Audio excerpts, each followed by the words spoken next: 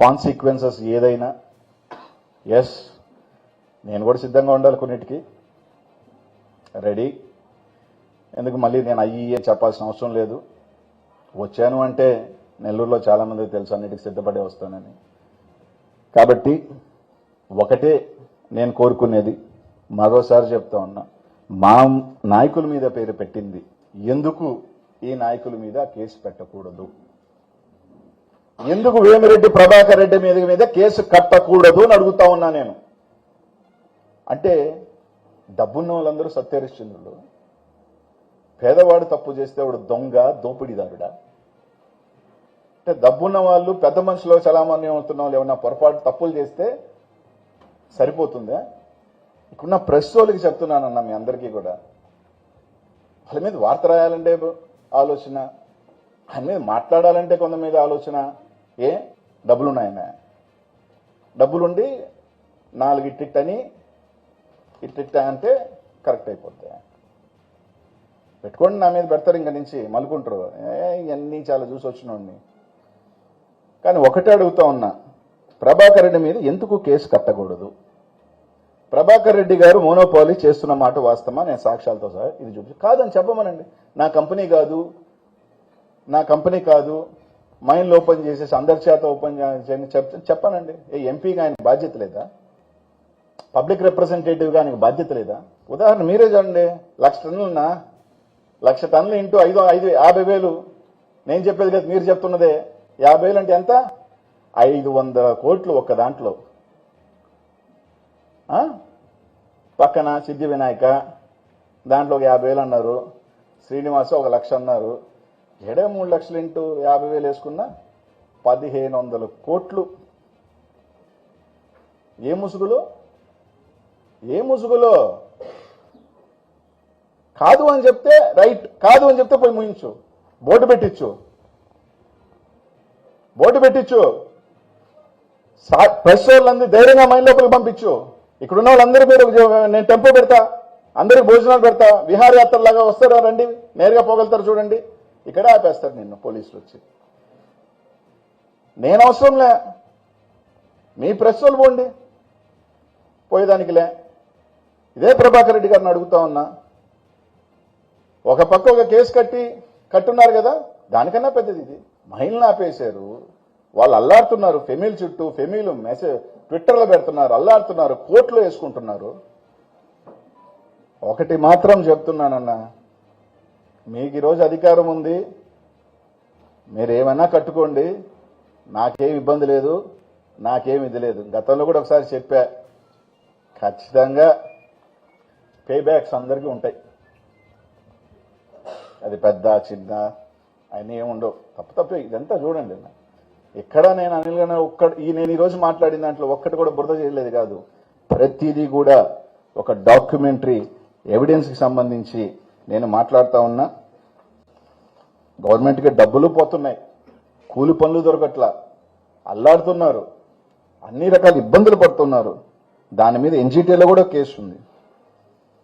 ఆ డంప్స్ని ఆప్షన్ పెట్టండి అని అడుగుతున్నా. మీకే మంచిది, ప్రభుత్వానికే మంచిది. 1,000 కోట్లు 1,500 కోట్లు వస్తాయి. ఆ 1,500 కోట్ల రూపాయలు మీరు అమరావతికి అప్పు చేయాల్సిన అవసరం లేదు, దేనికో దానికి ఉపయోగపడతాయి.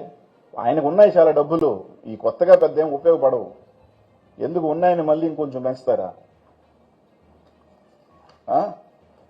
సమాధానం చెప్పాలి కదా. వేమిరెడ్డి ప్రభాకర్ రెడ్డి గారు దీనికి ఎందుకు సమాధానం చెప్పరు? ఆయన భగవంతుడా, అతీతుడా? పెట్టమని ప్రెస్ మీట్ పెట్టి అనిల్ కుమార్ యాదవ్ ఇటు ఒక బురద చల్లాడు నా మీద, అసలు ఆ కంపెనీ నాది కాదు, తినేవాడెవడో నాకు సంబంధం లేదు, నేను ఎవరితో మైనోన్నలతో ఇప్పటిదాకా మాట్లాడలేదు, మైనోన్నలతో నాకు సంబంధం లేదు, అసలు కనీసం ఒక మైనోన్నలతో మాట్లాడి చెప్పమనండి, అంతే కదా. తప్పకుండా చెప్తాను 1 వీక్. కానీ మీరు కానీ ఆ ఇల్లీగల్ మైన్స్లో పెట్టి ఆ మైన్ ఓనర్స్ అందరి ఒకటైతే చెప్తా, ఇలాగే విధంగా ఇల్లీగల్గా చేస్తానంటే ఆ ఊరోళ్ళందరి చేత కూడా ఎవరి పొలంలో ఉన్న రాయి కూడా ఇల్లీగల్గా చేసుకుంటారు. ఏమబ్బా బడావాళ్ళు చేసుకునే లేదు, పట్టుకూటి కోసం పేద రైతు చేస్తే తప్ప అందరూ చేసుకుంటారు. అందరికీ అవకాశం కల్పిండి. చిన్న పెద్ద రైతు, వాడు రైతులో పొలం రాయి కట్టుకుంటే కూతురు పెళ్లి చేసుకుంటాడేమో, అప్పు కట్టుకుంటాడేమో, కొడుకుని చదివించుకుంటాడేమో. అందరినీ చేసుకోనండి. వాళ్ళ భూమిలో అవకాశం ఉంటే చేసుకోనండి అందరినీ. సైదాపురంలో కానీ ఎక్కడ కానీ రాయి పడుకునే వాడికంతా ప్రతి ఒక్కరికి అవకాశం ఇవ్వండి. అలా కాకుండా మేమే చేసుకుంటాం, మేమే ఇల్లీగల్ చేస్తాం, మొత్తం మెటీరియల్ అంతా మాకే ఇవ్వాలి, మాకు తప్ప ఇంకెవరికి మెటీరియల్ ఇవ్వకూడదు, ఇవ్వకపోతే మేము ఓపెన్ చేయము మైను. ఈ ధోరణి మార్చుకోకపోతే మీరు ఎన్నిసార్లు నా మీద కేసులు పెట్టే లోపలికి వెళ్ళినా మళ్ళీ వస్తా, మళ్ళీ ఆడ నిలబడతారు. మళ్ళీ చెప్తున్నా, చేస్తే అందరు చేసుకుంటారు, లేకపోతే ఎవరు చేసుకునేదానికి లేదు. ప్రతి పేదవాడు చేసుకుంటాడు. ఎండిఎల్ వాళ్ళు వాళ్ళయ్యా పాపమ 100 మంది ఎండిఎల్ వాళ్ళు ఉన్నారు. వాళ్ళ మీద 1,00,000, 2 లక్షలు ఫైన్లు వేశారు. వాళ్ళు మాత్రం కట్టించుకుంటారు, కోర్టులో మాత్రం కట్టించుకోరంట. వాడు 1,00,000, 2 లక్షలు వేసుకున్నాడు. మీరు మెటీరియల్ కొనుక్కుంటున్నారు కదా, వాళ్ళు మెటీరియల్ కొనుక్కోండి. వాళ్ళు మెటీరియల్ కొనుక్కోరు, వాళ్ళు మెటీరియల్ ఓపెన్ చేసి వాళ్ళు మెటీరియల్ అమ్ముకోనీరు. 100 మంది ఆడే వైసీపీ పార్టీ కాదు, తెలుగుదేశం పార్టీ వాళ్ళే చాలా మంది ఉన్నారు. ఈ రోజు నేను ఇంత మాట్లాడే దాంట్లో మీరు కావాలంటే లెక్కలేసుకోండి, 70% మంది తెలుగుదేశం పార్టీకి చెందిన వాళ్ళ బాధితులే ఉన్నారు. 70% తెలుగుదేశం పార్టీకి ఓట్లు వేసిన వాళ్ళు ఉన్నారు. 70% తెలుగుదేశం జెండా మోసిన వాళ్ళు ఉన్నారు 30 సంవత్సరాల నుంచి. ఆ ఎండిఎల్ వాళ్ళు 2 లక్షలు అయితే వాళ్ళు 2 లక్షలు పిండి వసూలు చేసేది. అది ఏం ఫైల్లే, జోబులు వేసుకోవటం, ఓపెన్ చేయటం. ఆ రాయి మళ్ళీ ఒడప్పుకుంటేలే వీళ్ళు కొనరు, వాడిని అమ్మనీరు. కోట్లలో మాత్రం ఆ ఫైన్ ఎట్టబోతుంది ఎవరి జోబులో తెలియట్లేదు. 250 కోట్లలో దాదాపు ఎంత ఫైన్లు ఆడిపోతున్నాయో తెలియట్లేదు. వాళ్ళు మాత్రం యథేచ్ఛగా ఆ కోట్ల మైన్లో మాత్రం దోచుకోవచ్చు. కానీ ఆ చిన్న చితక ఎండిఎల్ వాళ్ళు ఏం చేసినారా పాపమ? ఏం చేశారు? ఎవరి దగ్గర, రైతు దగ్గర కొనుక్కొని వచ్చుకొని ఉంటారు. 1000 టన్నులు కొనుక్కొచ్చుకొని ఉంటే 10,000 చొప్పున ₹1,00,00,000. సంవత్సరానికి వాడి వడ్డీ ఎంత? వాడు ఏం తట్టుకుంటాడు? తప్ప ఒప్ప నాకు తెలియదబ్బా. ఎడబడు కాదు, నెల్లూరులో గ్రావెల్ ఎట్టబోతుంది, ఇసుక ఎట్టబోతుంది. ఇవన్నీ రాజకీయ నాయకులు చాలా మాట్లాడతాం. మేమందరం సత్య హరిశ్చంద్రులు అమ్మ మూడుమి, సత్యహరిశ్చంద్రులకి కడుపులో పుట్టాం, అందరం మాట్లాడతాం. కానీ నష్టపోయేది అక్కడ చిన్న చితక వాళ్ళు నష్టపోతున్నారు, కూలీలు నష్టపోతున్నారు.